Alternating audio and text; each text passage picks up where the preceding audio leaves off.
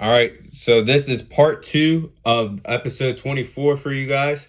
So we'll be moving on to our next topic, and I'm kind of glad I'm doing this topic alone because I don't know how the guys would flame me for this game that transpired on Thursday. But moving on to our next topic, with the Dallas Cowboys losing to the Las Vegas Raiders 36-33 in overtime, and an overtime thriller on Thanksgiving, I will be sharing my thoughts on this game that transpired on Thanksgiving. So before I get into my depth, if you guys didn't know, this game was the most watched game since 1990 of any NFL game that has gone on in the last decade, or more than a decade, last couple years in the NFL since 1990. I said, but I believe CBS reported that the Cowboys and Raiders game got 38.5 million views. I know that's a lot. I know it's Thanksgiving. I know it's a primetime game, but 38.5. And the game didn't disappoint. This game was a thriller all the way down to the end. But let's just call what it is. This game, the deciding factor of this game was penalties. And not yesterday, 2 days ago, between both teams, there were a total of 28 penalties between both teams, resulting in more yardage than what the entire Lions offense had on Thanksgiving when they played the Bears. Anthony Brown, I believe, was a deciding factor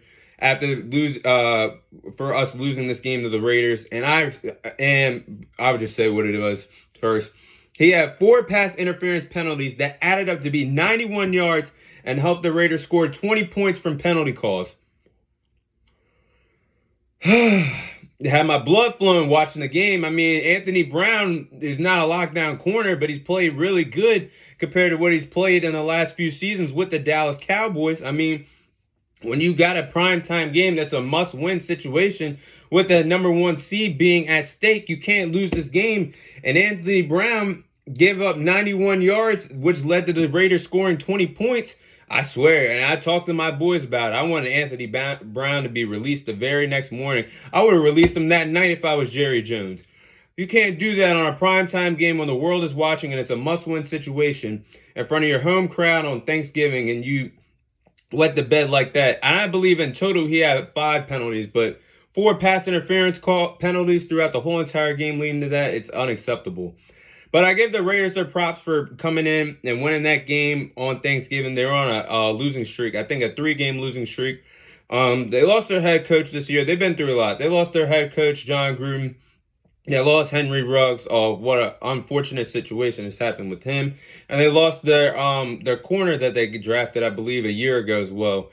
So this team has been through the dumps this year. They started off very hot, but what can you do if a team goes through all the things that they've gone through this year? I'll give the Raiders their props for coming in and beating us on Thanksgiving. But I'm not worried about the Cowboys moving forward. We'll get more healthy, have more depth as the season goes on. As we get to the last part of the season, we played without Amari Cooper. He's unvaccinated. We couldn't have him for the game against Kansas City. We didn't have him Thursday. We didn't have CeeDee Lamb on Thursday due to concussion. We didn't have Tyron Smith. We didn't have Randy Gregory, DeMarcus Lawrence. We're going to get him back. We got a banged up Zeke at the moment. I think they're thinking about resting him Thursday against the Saints. But I'm not worried. I'm not a man that makes excuses. I believe there's 53 spots on an NFL roster. And, I mean, you're there for depth if you're not a starter. So once your number gets called, it's next man up. So I'm not the one to make excuses about the Cowboys being down with injuries. The whole entire league's going through it. I love the way how Dak played on Thursday, though. Well over 300 passing yards with 2 passing touchdowns without his top 2 receivers. That's what a $75 million quarterback does. I know he didn't win the game, but guys don't make excuses when they don't have their top targets. They still go out there and produce. And he looked really good. He was lighting it up in the fourth quarter. I really believe that we should have won the game in the fourth quarter, but it is what it is. I love the way how Dak played. I love the way how Micah Parsons played on Thursday. He had 10 pressures on the outside rushing. That's more than any rookie has had in a game this season. So if you don't think Micah Parsons is defensive rookie of the year, I don't know what you're watching this year. You're totally not watching football. You must be watching the refs throw flags or run down the sidelines or something. You're definitely not paying attention if you don't think this man is the runaway favorite for the defensive player Defensive Rookie of the Year. I love the way how Tony Pollard has played on Thursday as well. His 100-yard punt return really got us back into the mix of things throughout that game. We were down by 11, and he gave us reinsurgence with that 100-yard kick return. So kudos to Tony Pollard. I really believe he played well, and it's going to be his time to shine with Zeke being banged up and possibly sitting on Thursday against the Saints. So we're going to see what Tony Pollard can really do once again when he can start at running back. The Cowboys still have a 94% chance to make it to the playoffs, but losing this game on Thursday and Thanksgiving did affect our chances of getting the number 1 seed. So that's why I was very upset about the game and how we lost the game. Again, we have a 94% chance, and I know Philly's creeping up on us in the division standings. I believe they're 2 games behind us, but we're going to see them again. We already blew them out in the beginning of the year. I don't think they're going to somehow, some way win the NFC East. But I blame this loss also on Mike McCarthy. Let's break it down, ladies and gentlemen, boys and girls. I have said since day one, every time we talk about the Dallas Cowboys, no matter if we win, no matter if we lose, even if we were to tie, Mike McCarthy is not a good head coach. He is being carried by the coordinators that we have. We have a tremendous offensive genius in Kellen Moore. He's being carried by. We have a tremendous defensive coaching staff that he's being carried by. Dan Quinn has really stepped up as a defensive coordinator this year. He's being carried by those 2 men. If he had Mike Nolan still as a defensive coordinator, we wouldn't be in the position that we were in this year. If he was calling plays right now, we would not be in the position that we are in this year. So I'm going to say it again. Mike McCarthy is not a good head coach. He's a puppet in the system right now. Until someone else steps up for us, I'm going to keep saying that. Jerry Jones and Mike McCarthy met with the officials who called the Raiders and Cowboys game Saturday before they even played the Chiefs. So if you know this officiating crew is, hey, you can, as a good coach would do, after the Chiefs game, you go and talk to your guys on Monday. Hey, this is what we got to do. These guys are going to come down.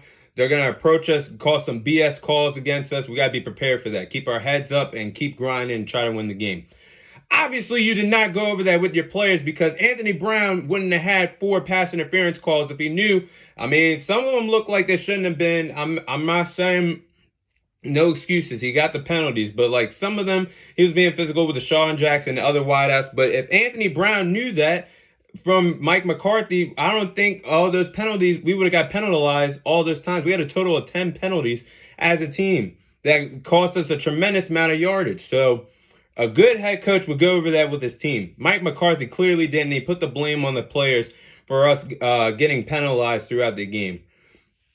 Let's go over why Mike McCarthy, once again, is not a good head coach for this Dallas Cowboys team. And he's being carried by the coordinators.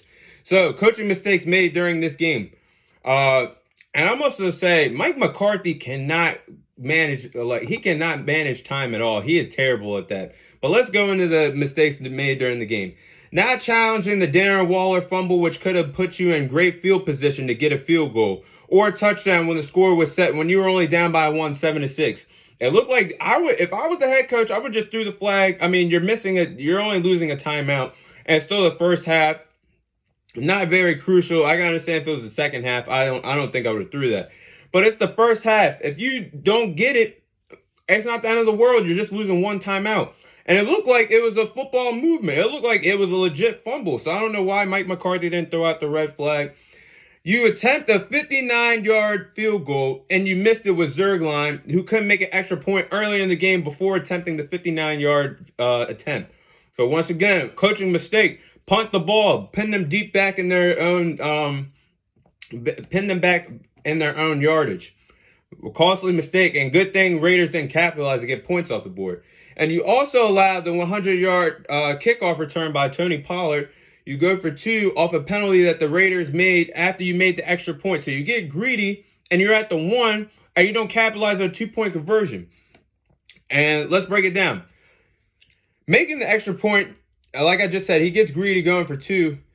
If you took the 1 point, you could have won the game by 1. When we kicked the field goal to go into overtime, that could have been the game-winning field goal, and you win the game by 1 on Thanksgiving Day.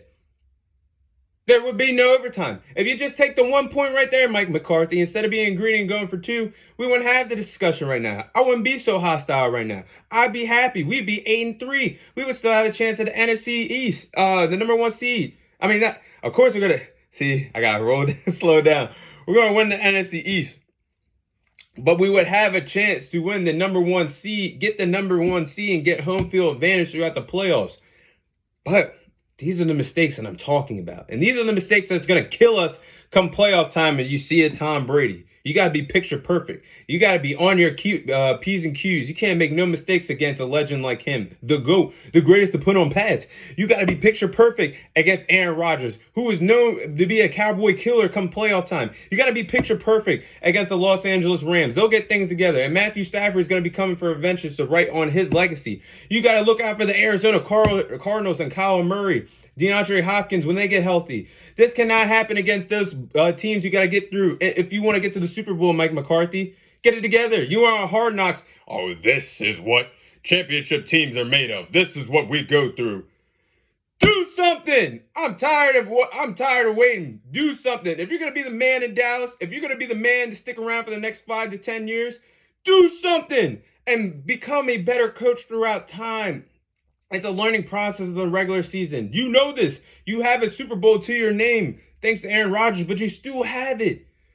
Mike McCarthy, please, I'm begging you. If there's a reason why we don't make the Super Bowl this year, it's because of your decision making, and it's going to make me sick if you pull this stuff come playoff time.